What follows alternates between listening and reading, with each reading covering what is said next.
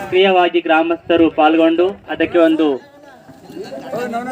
ಸೌವರ್ಣವಾದಂತಹ ವಿಜೃಂಭಣೆಯಿಂದ ಆಚರಣೆ ಮಾಡಿದ್ದಕ್ಕಾಗಿ ಎಲ್ಲರಿಗೂ ಪಾಲ್ಗೊಂಡಿದ್ದಕ್ಕಾಗಿ ತುಂಬ ಹೃದಯ ಧನ್ಯವಾದಗಳು. ಇದೀಗ ಕಾರ್ಯಕ್ರಮದ ಆರಂಭ. ಶೇಷಪ್ಪ ಗುಮ್ತಾಪುರಿ ಅವರು ಬಂದು ವೇದಿಕೆ ಮೇಲಿರುವಂತಹ ಎಲ್ಲ ಅತಿಥಿಗಳನ್ನ ಸ್ವಾಗತ ಕೋರಬೇಕಾಗಿ ಅವರಲ್ಲಿ ವಿನಂತಿ. 2568ನೇ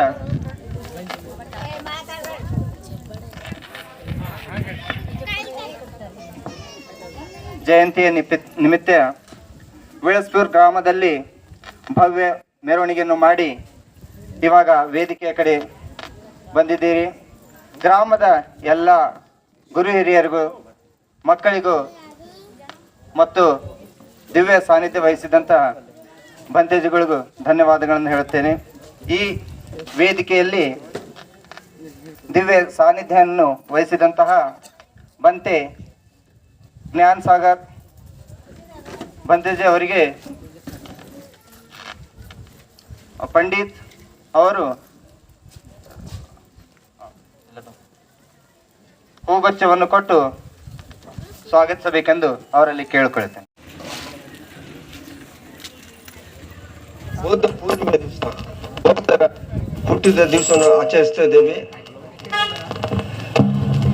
ಸಮಯ ಹೆಚ್ಚು ಆಗಿದ್ದರಿಂದ ನಾನು ಹೆಚ್ಚು ಮಾತಾಡಲಾರದೆ ಇವತ್ತು ನಮ್ಮ ವೇದಿಕೆಗೆ ನನ್ನ ಕೋರಿಕೆ ಮೇರೆಗೆ ಜನ್ಮಡ್ಕರ್ ಸರ್ ಅವರು ಬಂದಿದ್ದಾರೆ.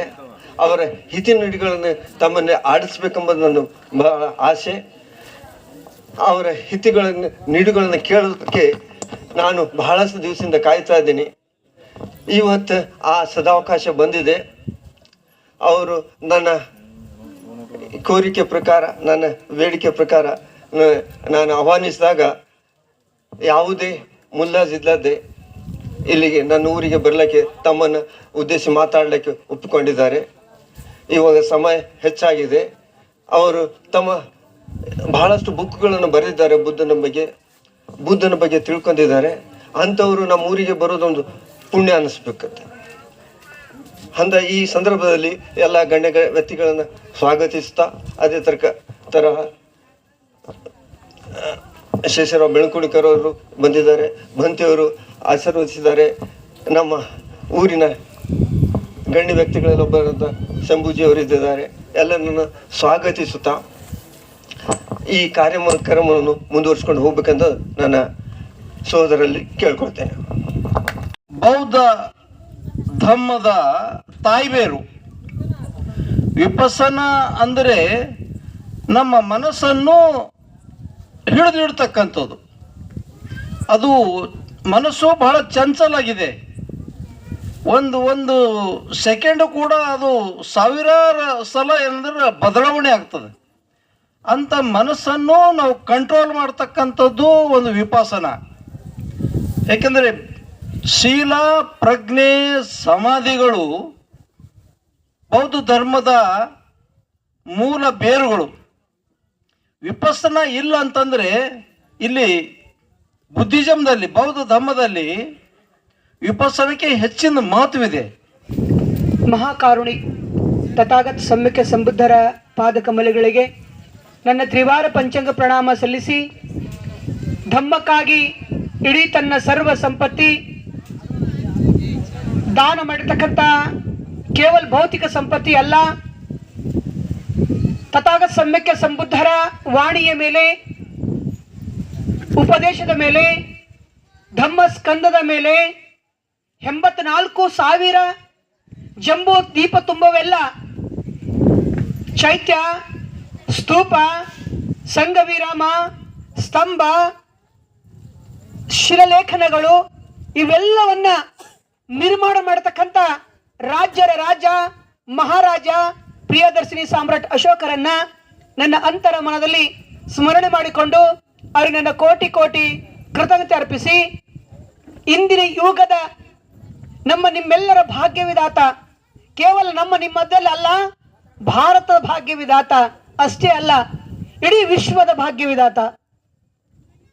ನಮ್ಮೆಲ್ಲರನ್ನ ಕತ್ತಲಿಂದ ಬೆಳಕಿನ ಕಡೆಗೆ, ಅಜ್ಞಾನದಿಂದ ಸುಜ್ಞಾನದ ಕಡೆಗೆ, ಅಸತ್ಯದಿಂದ ಸತ್ಯದ ಕಡೆಗೆ, ಮೌಢ್ಯತೆ ಇಲ್ಲದ ಕಡೆಗೆ, ಶುದ್ಧ ಸಂಸ್ಕಾರದ ಕಡೆಗೆ, ಬುದ್ಧ ಧಮ್ಮ ಸಂಘದ ಕಡೆಗೆ, ನಮ್ಮೆಲ್ಲರಿಗೆ ಎಚ್ಚರಿಕೆ ಕಡೆಗೆ, ಸುಖದ ಕಡೆಗೆ, ಶಾಂತಿಯ ಕಡೆಗೆ, ಸಮೃದ್ಧಿ ಕಡೆಗೆ ಕೊಂಡೊಯ್ತಕ್ಕಂಥ ಮಹಾನ ಚೇತನ ಶಕ್ತಿ, ಮಹಾವಿದ್ವತ ಜ್ಞಾನಿ, ಮಹಾಮೇಧಾವಿ, ಮಹಾಗಣ ಪಂಡಿತ, ವಿಶ್ವ ಸೂರ್ಯ ಬೋಧಿಸತ್ವ ಪರಮ ಪೂಜನೀಯ ಡಾಕ್ಟರ್ ಬಾಬಾ ಸಾಹೇಬ್ ಅಂಬೇಡ್ಕರ್ ಅವರ ತ್ಯಾಗಕ್ಕೆ, ಅವರ ಸತ್ಕರ್ಮಕ್ಕೆ ನನ್ನ ಅಂತರ ಮನದಲ್ಲಿ ಸ್ಮರಿಸಿಕೊಂಡು ಅವ್ರಿಗೆ ನನ್ನ ಕೋಟಿ ಕೋಟಿ ಕೃತಜ್ಞತೆ ಅರ್ಪಿಸಿ, ಈ ಒಂದು ಬಿಳಾಸ್ಪುರ ಗ್ರಾಮದ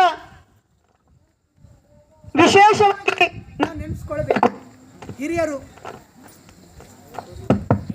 ಬಾಬಾ ಸಾಹೇಬರು ಯಾವ ವಿಚಾರವನ್ನ, ಅಡಿಪಾಯವನ್ನ ಅವರು ರೋಮ ರೋಮದಲ್ಲಿ ತುಂಬೋಗಿದೆ.